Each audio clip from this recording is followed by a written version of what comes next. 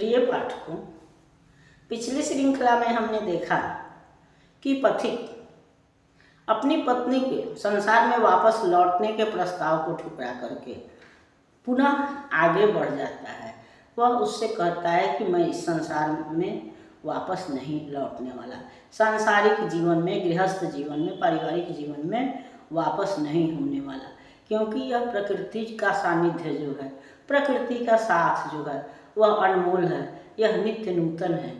जबकि तुम्हारा रूप जो है वह ढलने वाला है, वह समाप्ति की ओर जाने वाला है या धीरे धीरे समाप्त हो जाने वाला है। जबकि प्रकृति का रूप जो है वह नित्य नूतन है, रोज सुंदर है, रोज खूबसूरत है। तो इस तरह से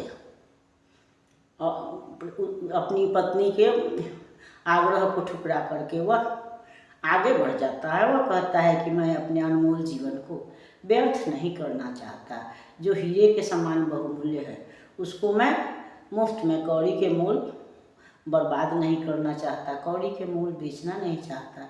यानी इस जो जीवन हमको प्रकृति का जो अनुपम उपहार है, यह मानव जीवन जो है वह बहुत वर्षों की तपस्या के बाद हमें प्राप्त हुआ है। तो इस जीवन का हमको सदुपयोग करना है, इसको मैं वैसे बर्बाद नहीं कर सकता। इसलिए मैं सांसारिक जीवन में वापस नहीं आऊँगा और तुम मेरी आशा छोड़ दो, ऐसा कह करके वह आगे बढ़ जाता है। और तब द्वितीय सर्ग में हम देखते हैं कि वह आगे बढ़ता है और तब फिर रात में वह कहीं फिर किसी नदी के किनारे, झरने के किनारे, समुद्र के किनारे बैठा हुआ फिर प्राकृतिक दृश्यों का निहार रहा है। या दूसरे शब्दों में कहें तो कवि ने प्रथम सर्ग में सूर्योदय का चित्रण किया है, तो द्वितीय सर्ग में रात का चित्रण किया है।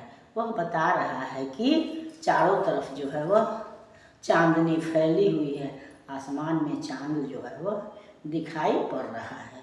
वह कहता है मध्य निशा निर्मल निरभ्र नभ दिशा विराव विहीना, विलसित था अंबर के उर पर अद्भुत एक नगीना। उसकी विशद प्रभा सर निर्झर तृणलतिका द्रुम जल दल में करती थी विश्राम परम अभिराम निशीथ कमल में। या अनंत के वातायन के स्वर्गिक विपुल विमलता झलक रही थी धराधाम को, थी धो रही धवलता। सुख की निद्रा में निमग्न था एक एक तृणवण का, था बस सुखद सुशीतल सनसन मंद प्रवाह पवन का। या निर्भय कर्तव्य परायण वीर प्रभावित स्वर से सिंधु संतरी गरज रहा था अग्नित उर्मी अधर से। चंचल वीची मरीची पसंद से सजकर नीले तन को होड़ लगी सी उछल रही थी चारु चंद्र चुंबन को। बैठ जलधीन तीरस्थ शिला पर पथिक प्रेम व्रतधारी देख रहा था छटा चंद्र की चित्त विमोहन हारी। उसी समय अति मधुर पद ध्वनि बहुत समीप किसी की सुनकर पथिक प्रतीक्षक की द्रुत कली खिल उठी जी। कुश मेखला विशुद्ध अजिन कौपिन कसे कृष्कटि से आए वहाँ तपो धन सत्तम एक साधु मृदु गति से। भस्मावृत निर्धूम अग्निसा समश्रुत युक्त मुख उनका, द्योतक था महान महिमा में तप विराग सद्गुण का। या मुख के सब ओर झलकती विशद प्रभा उनकी, या सद्वृत्ति प्रभाव से मिटी थी श्यामता चिकुर की। मुनि को देख प्रणाम किया फिर परम प्रफुल्लित मन से, कहा पथिक ने धन्य हुआ मैं आज पुण्य दर्शन से।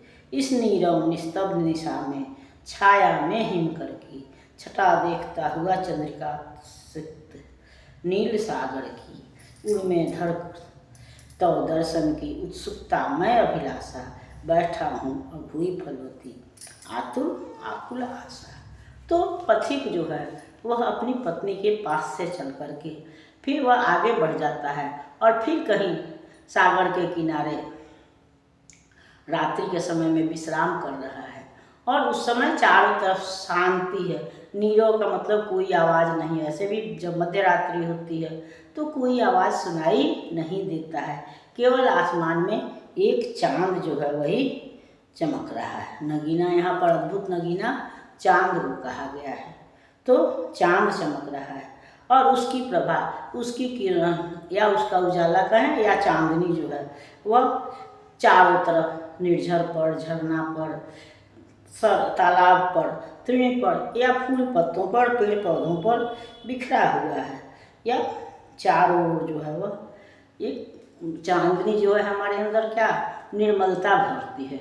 सूर्य की पहली किरणें तो हमको आकर्षित करती हैं, लेकिन जब सूर्य की किरणें तीव्र हो जाती हैं तो ऐसी स्थिति में वो हमारे अंदर बेचैनी भरती हैं या गतिशीलता भरती हैं, जबकि चांद की चांदनी जो है वह हमारे अंदर स्निग्धता भरती हैं, शांति भरती हैं।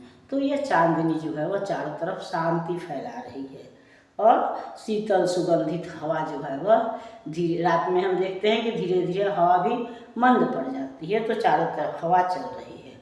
और वैसी स्थिति में समुद्र जो है वह गरज रहा है, उसकी लहरें जो हैं वह उठ रही हैं और ऐसा लग रहा है जैसे वह चंद्र के किरणों का चुंबन कर रही हैं या आसमान की जो नीली छवि समुद्र पर पड़ती है तो लगता है ये समुद्र भी जैसे नीले वस्त्रों में सज गया है।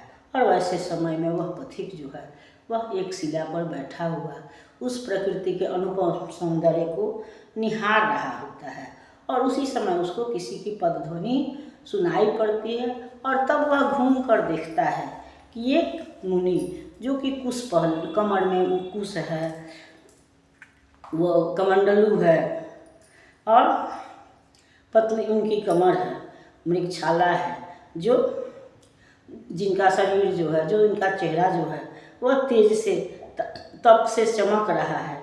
वे धीरे धीरे उसके पास आकर के बैठ जाते हैं। उनके शरीर पर जो है वह भस्म लगा हुआ है और उनके मुख से जो है वह एक प्रभा झलकती है। सच्चरित्र व्यक्ति का चेहरा जो है वह अलग झलकता है और जो दुष्चरित्र हैं, जो लोभी लालची हैं, उनका चेहरा अलग होता है। हम देख करके भी प्रायः मनुष्य के चरित्र का आकलन कर लेते हैं।